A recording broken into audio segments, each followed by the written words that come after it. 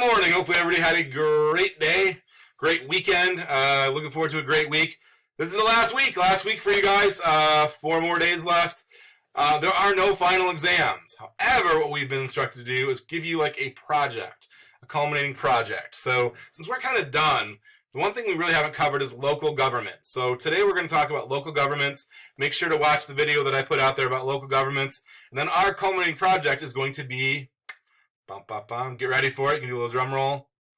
You're going to create your own city. So here's the scenario. A fire has destroyed the city of Dennisville, leaving nothing but memories. The governor of the state and the president of the United States have given block grants to rebuild the city. As the newly elected mayor, the gigantic task falls on your more than capable shoulders. The city should be better than ever to meet the needs of its citizens and plan for the future.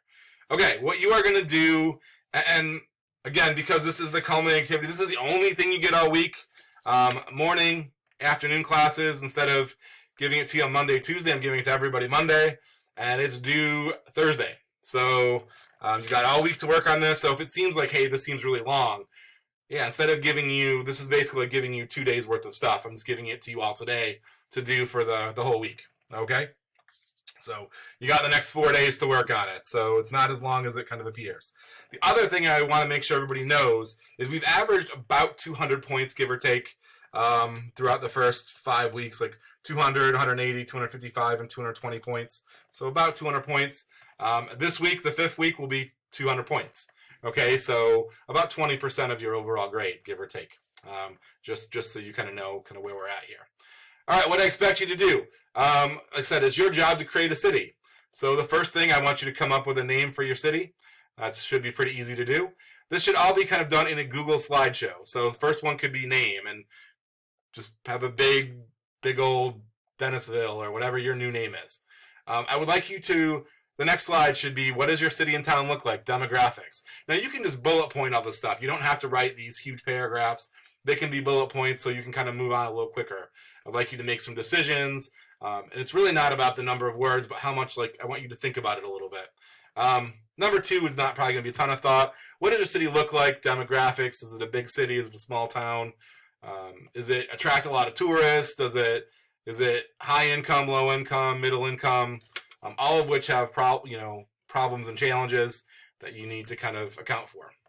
All right, and then you're going to start coming up with plans for your city. Number 3 and 4 are somewhat connected. There should be a plan for revenue. In the video about the local governments that you should have already watched, I kind of let you know how most cities gain revenue. So how do you raise money? So you are just going to bullet point and I would like a little bit of, it doesn't have to be exact numbers, but I would like you to say property taxes. What is it, a big percentage? 70% will come from property taxes. What do the property taxes look like? They're going to be relatively high or relatively low or pretty much average. It's kind of up to you. Okay? So you are going to come up with a plan. They don't have to be terribly specific on numbers, but the budget and the revenue need to kind of have a balance between them. Again, I'm not asking for exact numbers, but when you do the budget, I need to know what things you're spending money on. So if you have this really elaborate city that you're looking to build, obviously everybody has to give water and sewage and electricity to your people. But if you have a lot of extras, like a lot of parks and a lot of things, a subway, a lot of things for people, that obviously is going to cost money. Like running a subway isn't going to be free, so it's going to cost the city money. If you have parks, you have to maintain those parks. If you have a museum, again, you have to maintain it. You have to add new things, infrastructure, all these things that you have to pay for. So there needs to be, again, I don't need numbers, but there needs to be some sort of balance. So if you let me know, all I'm going to do is property taxes, and it's going to be the lowest in the state, but then I have all of these things that I'm trying to put in that I'm putting in my city, how does that work out? If you're not really getting a lot of money through taxes, but yet you're providing all these services, that doesn't really balance. So you need to have another way to raise money. Okay, so there needs to be some sort of balance there. I'm not looking for numbers, but some sort of balance. Plan to attract business and commerce. What are you going to do to get businesses in your town? Again, I just need you to bullet these points on here, but there should be a plan. So I want you to think outside the box, be unique. Are you going to have Maybe I create in my town, I create a position or a group. That's all they do is raising business. So again, they're all about contacting like Coca-Cola and Ford and Nike. Like, we like to build a plant in our town. Like, they go and they sell them on the idea. Like, move a plant here, do this. Like, we're looking to so they're active recruiters. There could be tax breaks. There could be all sorts of incentives. We've got all these workers. Like, what's your pitch? Okay, so be specific. Please don't just everybody say tax breaks. And I heard him say people to recruit. If there's people to recruit, like, what is your pitch? Like, why? What are they going to tell the businesses? Plan to attract citizens. Why will citizens want to live in this town? Okay, what is there to do? Are there jobs? Are there schools? Are there nice places to live? Are there family-friendly activities? What kinds of things are in this town that are going to make it really nice to live in? Fix problems. What is your plan to make sure that there's low crime, to low drug abuse, like infrastructure is taken care of? There's a place to go. Number 7 and 8 somewhat connect to one another as well, because I would also like you to have a slide that says, how are you going to plan to maintain long term? So if you say, like, in the demographics, like, my town is for young, hip singles, eventually those young, hip singles are going to get together and they're going to marry and have kids and grow old. So all of a sudden your young, really young, vibrant town is going to become more family oriented and then more senior citizen oriented. So how are you going to plan to grow with those people, or to revitalize the city where you're still kind of continuing to bring in younger, vibrant people, or who knows? Or if you want to make it like a family-friendly, middle-class kind of area, that's, again, how are you going to grow with that? Eventually, like, your demographics change because people do age. That's part of life. City ordinances. Every city has a kind of a unique set of laws. I would like you to create at least 5, and I'm guessing, because I said at least 5, that everybody will have 5, public policies that are unique to your city, like no burning leaves, or if you own an automobile in the city, that you have to pay a fee, that it's like a right to own a car in Dennisville. Again, that can be also part of your revenue, so sometimes these things are going to connect. The very last thing is zoning. Cities have to kind of plan for where they're going and how they're growing. So I'm going to have you draw the city. Since this is new, the city's been burned down. Everything is a blank canvas. So you are mapping out the city. You're drawing the city. What needs to be in the city? Like, so you want to think of all the things that you need, like hospitals and schools and water treatment plants and electricity, way to provide sewage and sanitation, businesses, townships, homes. People have to live somewhere. So what are the residential areas going to be? Parks, any kind of recreational activities. Now, normally I have people do this on a poster board. That is kind of the normal way that we do it. Please, and I repeat, please, if you do not have a poster board, do not run out and buy one. You can do it on a sheet of paper. You can tape a bunch of sheets of paper together, however big you need. If you want to do it on the computer, I am game for that. Anything that you can do to show me the city. Now, you do not have to be a very good artist to do this. I kind of started drawing it just to show you what I expect. And this is really hard to see, I know, I'm guessing. So I'm hoping you can kind of see it here.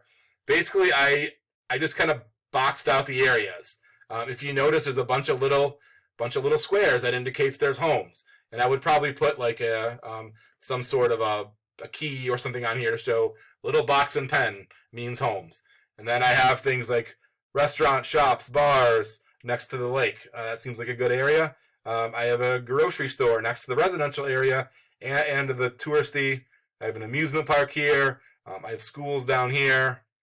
If you kind of look over this place, I have a Coca-Cola plant. I lured in Coca-Cola because we're going to bottle it here. I have a sewage plant, a power plant, a water plant. It's in the corner because I want to keep it away from my residential area. People don't like to live next to sewage. It's a weird thing. I don't know why, but the smell probably. So you want to kind of think where you're putting things. I also don't want to put a school next to the sewage plant either. I put my schools away from the bars and the restaurants next to the lakes where a lot of the tourists maybe would come in, because it's probably not a great idea in the middle of second hour to have some drunk guy from the beach come wander up and smash his face up against the window and yell at the kids. Like, that's probably distracting. So I want to make sure that I have some thoughts where I'm putting things. I created a university in my mind, and I put that in a kind of a logical spot next to some of the residential areas. Okay.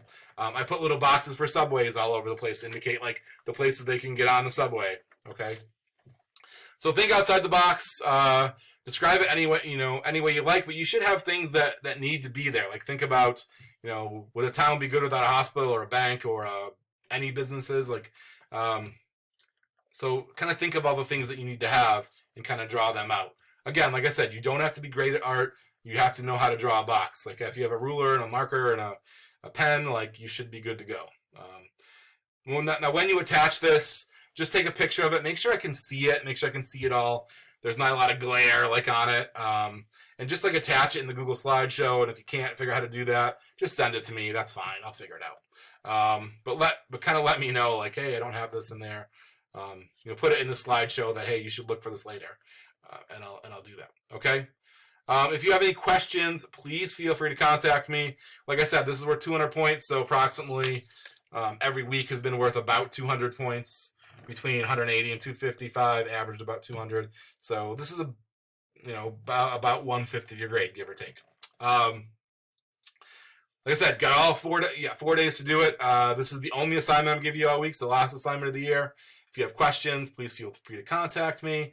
I will probably have another video at some point later in the week that I'm not looking forward to making, but I will. I'll throw it out there for everybody. So.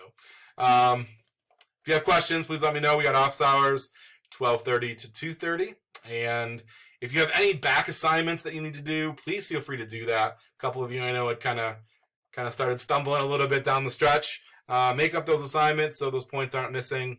I've never had anybody fail a semester of AP Government. I really don't want to start now in a time when it's probably easier to pass than any we've ever had.